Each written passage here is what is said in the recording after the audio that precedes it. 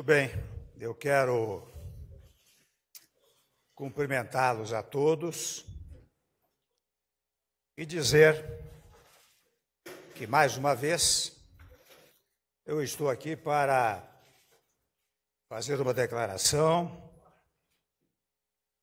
aos senhores e às senhoras jornalistas e ao povo brasileiro.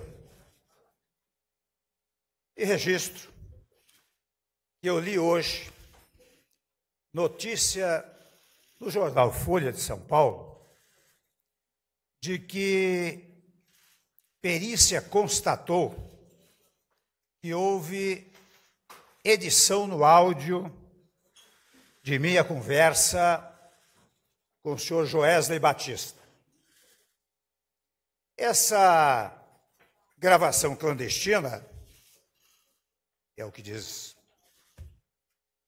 foi manipulada e adulterada com objetivos nitidamente subterrâneos. Incluída no inquérito, sem a devida e adequada averiguação, levou muitas pessoas ao engano induzido e trouxe grave crise ao Brasil. Por isso, no dia de hoje, estamos entrando com petição no Colégio do Supremo Tribunal Federal para suspender o inquérito proposto até que seja verificada, em definitivo, a autenticidade da gravação clandestina. O autor do grampo está livre e solto, passeando pelas ruas de Nova York. O Brasil, que já tinha saído da mais grave crise econômica de sua história, vive agora, sou obrigado a reconhecer, dias de incerteza. Ele não passou nem um dia na cadeia, não foi preso, não foi julgado, não foi punido. E pelo jeito não será. Cometeu, digamos assim, o crime perfeito. Graças a essa gravação fraudulenta e manipulada, especulou contra a moeda nacional. A notícia foi vazada seguramente por gente ligada ao grupo empresarial que, antes de entregar a gravação, comprou $1 bilhão, porque sabia que isso provocaria o caos no câmbio. Por outro lado, sabendo que a divulgação da gravação também reduziria o valor das ações de sua empresa, as vendeu antes da queda da Bolsa. Não são palavras minhas apenas. Estes fatos já estão sendo apurados pela Comissão de Valores Imobiliários. A JBS, meus senhores e minhas senhoras, lucrou milhões e milhões de dólares em menos de 24 horas. Esse senhor, nos 2 últimos governos, teve empréstimos bilionários no BNDES para fazer avançar os seus negócios. Prejudicou o Brasil, enganou os brasileiros e agora mora nos Estados Unidos. Quero aqui observar a todos vocês aquilo que alguns da imprensa já notaram: as incoerências entre o áudio e o teor do seu depoimento. Isso compromete a lisura de todo o processo por ele desencadeado. O que ele fala em seu depoimento não está no áudio. E o que está no áudio demonstra que ele estava insatisfeito com o meu governo. Reclamações contra o ministro da Fazenda, contra o CAD, contra o BNDES. Essa é a prova cabal de que meu governo não estava aberto a ele.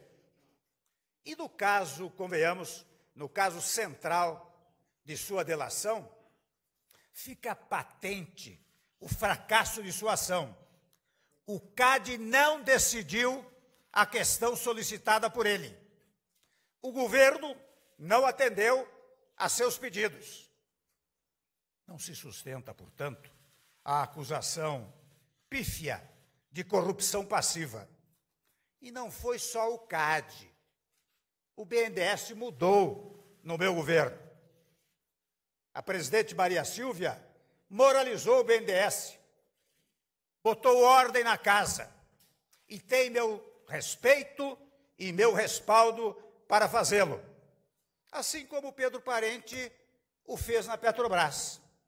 Estamos acabando com os velhos tempos das facilidades aos oportunistas. E isso, meus amigos, incomoda muito. Há quem queira me tirar do governo para voltar aos tempos em que faziam tudo o que queriam com o dinheiro público e não prestavam contas a ninguém. Quebraram o Brasil e ficaram ricos. O autor do grampo relata, no diálogo que tivemos, suas dificuldades, simplesmente a ouvir. Nada fiz para que ele obtivesse benesses do governo. Não há crime, meus amigos, em ouvir reclamações e me livrar do interlocutor, indicando outra pessoa para ouvir as suas lamúrias.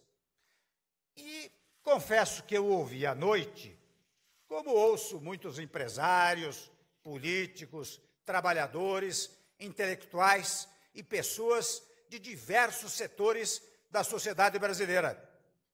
No Palácio do Planalto, no Jaburu, no Alvorada, em São Paulo.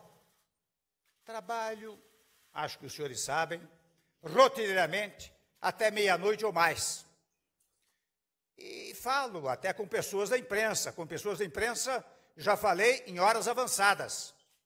Muitos sabem disso, porque falavam comigo ao telefone ou até pessoalmente. Nada demais há nisso. Mas é bom ouvir com atenção o que dizem as pessoas. E muito do que foi dito nos depoimentos dos senhores Joesley e Ricardo provam apenas falta de sintonia, abundante divergência. O primeiro fala em buscar uma forma de interlocução comigo, pois não a tinha. Já o segundo fala que era meu interlocutor frequente, em nome do grupo. Há muitas mentiras espalhadas em seu depoimento. Lembrem da acusação de que eu dera aval para comprar o silêncio de um ex-deputado. Não existe isso na gravação, mesmo tendo sido ela adulterado. E não existe, porque nunca comprei o silêncio de ninguém. Não obstruí a justiça, porque não fiz nada contra a ação do judiciário. Falo aqui só de um dos pontos de contradição e incoerência. Ou seja, houve falso testemunho à justiça. Chegam ao desplante de me atribuir falas, frases ou senhas ou palavras chulas que jamais cometeria. Atentam contra o meu vocabulário e minha inteligência. Tenho crença nas instituições brasileiras e nos seus integrantes. Devo até registrar